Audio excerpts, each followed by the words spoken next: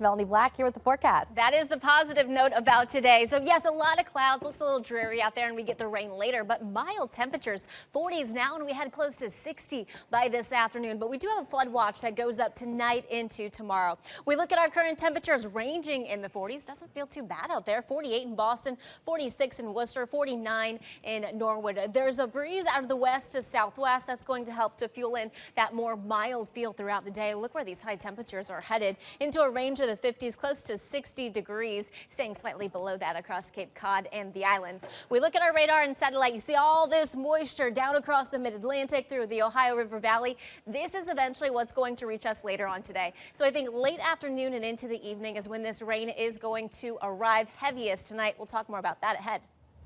Let me get all that for us. And the rain returns later today. So here's a look at our forecast for the next couple of days. Mild temperatures in the 50s, near 60 degrees before we bring in that evening rain. It's with us overnight and continuing into tomorrow. And then tomorrow it's also going to be breezy. We look at our current conditions. Not too bad out there. 48 in Boston, 45 in Bedford, 46 in Worcester. There isn't a whole lot of wind. That changes tomorrow, as I mentioned.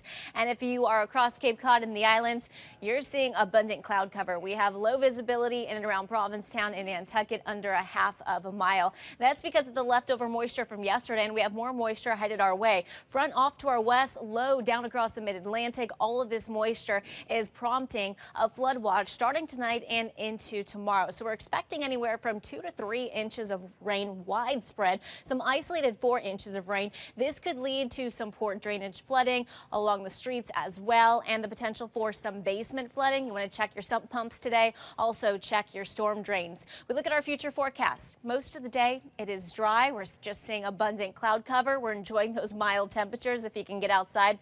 Here's by 4 o'clock, rain along the south coast, Buzzards Bay, Cape Cod and the islands. We bring in more of these showers by this evening, so likely for part of that commute home. You see all this heavy rain down to the southwest. That's what reaches us through late tonight and into the overnight hours. Brighter colors indicating the downpours with this that linger into early tomorrow morning. So by tomorrow at 6 a.m., it's still soggy out there, left with a lot of puddles. Most of the heavy rain is gone, and we still have some scattered showers throughout tomorrow, and especially looks like we'll have that lingering into the evening. So here's a closer look at that rainfall forecast.